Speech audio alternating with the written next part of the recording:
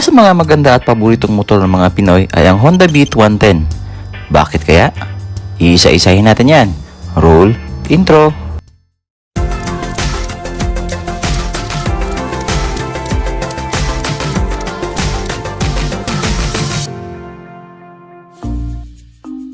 By the way, shoutout nga pala sa may-ari ng motor na ito na si Sir Lloyd Mantilla. Salamat sa pagpapahiram ng motor, sir.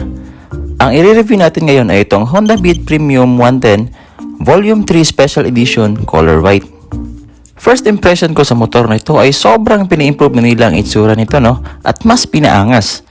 Malinis siyang tingnan, walang gaanong decals at type na type ko ang color combination na ito, lalo na naka-gold mags na. Simple lang pero ang lakas ng dating para sa akin.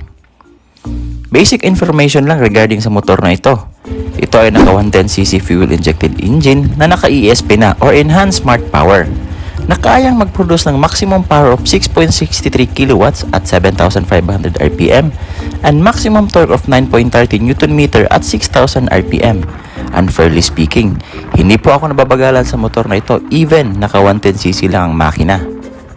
Now, we will give you the 7 reasons kung bakit ang Honda Beat 110 pa din ang isa sa mga scooter na dapat i-consider mo ngayon kung sa pang daily commute lang naman ang habol mo. Number 1, meron itong PGM FI technology. Ibig sabihin ay mas pina-advance at mas pinatipid si Honda ang fuel ignition system nito na kayang magbigay ng fuel consumption of 58.2 km per liters. Dito pa lang, impress na ako, no? Pangalawa, meron na itong USB charging system na pwede mong magagamit even in a daily commute and even sa long rides. Pangatlo, meron itong combined braking system na nagbibigay ng mas smooth na braking power. Kapag nag-brake ka sa harapan, ay nagbibigay ng partial braking power ang rear brake para magbigay ng balance stopping power ang scooter na ito.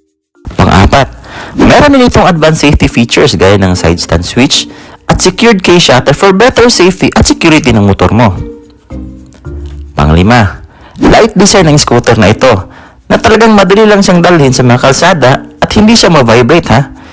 Literal na magaan siyang dalhin even in traffic condition. So napakadaling isingit ang motor na ito at advantage para sa mga laging nagmamadali.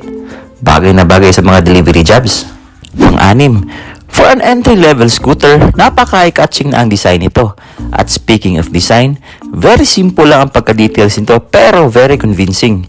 Yung tipong mapapalingon ka sa kalsada kahit simple lang naman ang kanyang design.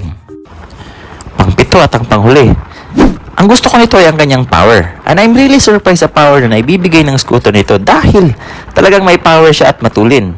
Isang piga mo lang sa accelerator ay feel mo agad ang power niya na walang delay, ha. At napaka-responsive pa ng throttle. Frankly speaking, hindi mo talaga mahahalata na 110cc lang ang motor na ito. Ang motor na ito ay may tinakbo ng 7,000 plus sa odometer. Pero still, walang pinagbago ang performance nito. Still feel the same like brand new pa din yung makina. May mga kakilala nga ako na Honda Beat owner na 5 years na, but still, okay na okay pa din ang scooter nila. Syempre, gawang Honda, alam naman natin na Honda is a reliable motorcycle brand.